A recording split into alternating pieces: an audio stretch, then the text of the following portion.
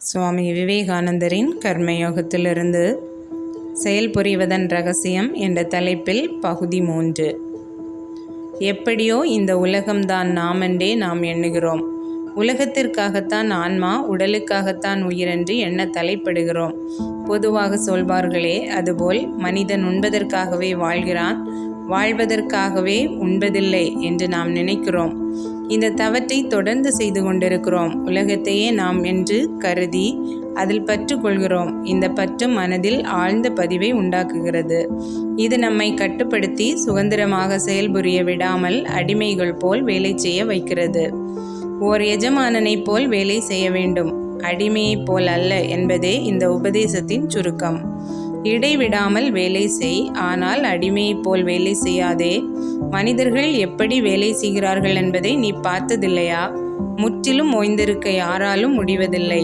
199 பேர் அடிமைகள் போல் வேலை செய்கிறார்கள். பலன் துன்பம்தான். இவையெல்லாம் சுயநலம் சார்ந்த வேலை. சுதந்திரத்தின் மூலமாக செயல்புரி, அன்பின் வழியாக வேலை செய். அன்பு என்னும் வார்த்தையின் பொருளை புரிந்து கொள்வது மிகவும் கடினம். சுதந்திரம் இல்லாத வரையில் அன்பு தோன்றுவதில்லை. அடிமையிடம் உண்மையான அன்பு இருக்க முடியாது. நீங்கள் ஓர் அடிமையை விலைக்கு வாங்கி சங்கிலியில் கட்டி உங்களுக்காக வேலை செய்ய சொல்லுங்கள். அவன் மாடு போல் வேலை செய்வான், ஆனால் அவனிடம் அன்பு இருக்காது.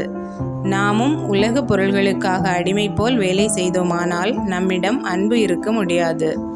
நாம் செய்யும் வேலையும் உண்மையான வேலை ஆகாது. உறவினர்களுக்காகவும் நண்பர்களுக்காகவும் செய்யப்படுகின்ற வேலைகளும் சரி, நமக்காகவே செய்யப்படுகின்ற வேலையும் சரி, இது உண்மையே. சுயநலத்துடன் செய்யும் வேலை அடிமை வேலை. இதோ ஒரு சோதனை. அன்பின் மூலமாக செய்யப்படும் ஒவ்வொரு செயலும் ஆனந்தத்தை கொண்டு வரும். அமைதியையும் ஆசிகளையும் விளைவாக கொண்டு வராத அன்பு செயல்கள் எதுவுமே இல்லை. உண்மை இருப்பு, உண்மை அறிவு, உண்மை அன்பு மூன்றும் ஒன்றோடு ஒன்று நிரந்தரமாக இணைந்தவை. இந்த மூன்றும் ஒன்றிலேயே உள்ளன. இதில் எங்கே ஒன்று உள்ளதோ அங்கு மற்றவையும் இருந்தே தீரும். இவை இரண்டற்ற ஒன்றேயான சத் சித் ஆனந்த பொருளின் 3 நிலைகள். அந்த ஒரு பொருளை நடைமுறை நிலைக்கு வரும்போது இருப்பு அல்லது சத் என்பதை நாம் உலகமாக காண்கிறோம். அறிவு அல்லது சித் உலக பொருட்களை பற்றி அறிவாக மாறுகிறது. ஆனந்தம் மனித இதயம் அறிந்த உண்மை அன்பு அனைத்திற்கும் அடித்தளமாக அமைகிறது. எனவே உண்மை அன்பு என்பது காட்டப்படுபவரிடமோ காட்டுபவரிடமோ வேதனையை உண்டாக்கும் வண்ணம் ஒருபோதும் செயல்படாது. ஒருவன் ஒருத்தியை காதலிக்கிறான் என்று வைத்துக் கொள்வோம். அவள் முழுக்க முழுக்க தனக்கே சொந்தமாக இருக்க வேண்டுமென்று அவன் நினைக்கிறான். அவளுடைய நடத்தை ஒவ்வொன்றையும் சந்தேகத்துடன் கண்காணிக்கிறான். அவள் அவனது அருகிலேயே அமர வேண்டும், அவனது அருகிலேயே நிற்க வேண்டும். உண்பதும் போவதும் வருவதும் எல்லாமே அவனுடைய கட்டளைப்படி நடக்க வேண்டும் என்று விரும்புகிறான். அவளது அடிமையாகிவிட்ட அவன் அவளுக்கு தன் அடிமையாக வேண்டும் என்று ஆசைப்படுகிறான்.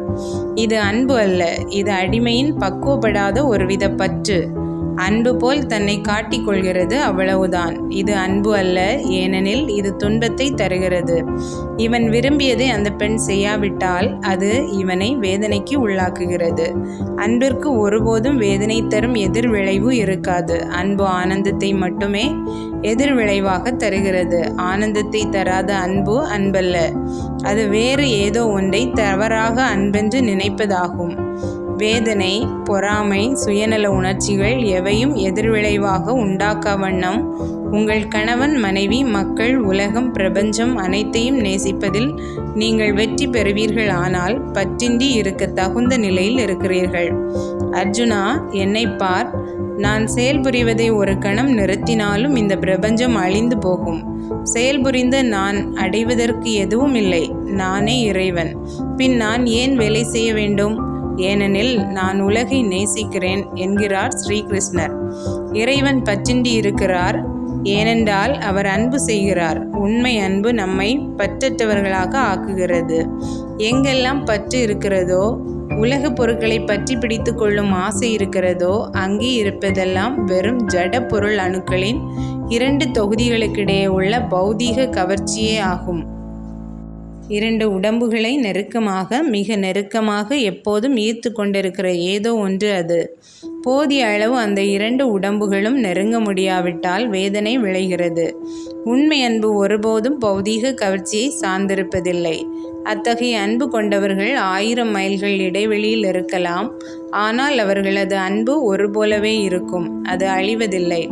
எந்த வேதனையான எதிர்விளைவையும் உண்டாக்குவதில்லை. இத்தகைய பற்றின்மை ஏறக்குறைய வாழ்நாள் முழுவதும் பாடுபட்டு அடையக்கூடிய ஒன்று. இந்த நிலையை அடையும் போது அன்பின் லட்சியத்தை அடைந்து விடுகிறோம். சுதந்திரர்கள் ஆகிவிடுகிறோம். இயற்கையின் கட்டுகள் நம்மிடமிருந்து விலகிவிடுகிறது.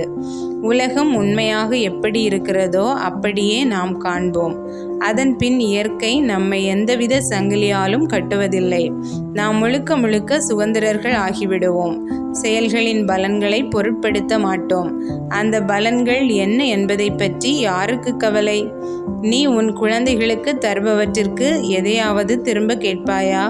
உன் குழந்தைகளுக்காக உழைப்பது உனது கடமை. அதோடு விஷயம் முடிந்து விடுகிறது. ஒரு குறிப்பிட்ட நபருக்கோ நகருக்கோ நாட்டிற்கோ நீங்கள் எதையாவது செய்யும்போது இதே மனநிலையை கையாளுங்கள்.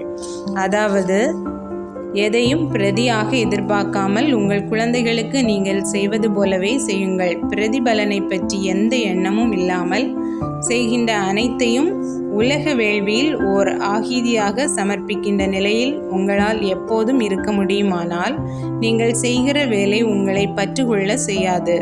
பிரதியாக எதையாவது எதிர்பார்க்கும் போதுதான் பற்று வருகிறது. அடிமைகளைப் போல் வேலை செய்தால் சுயநலமும் பற்றுமே உண்டாகும்.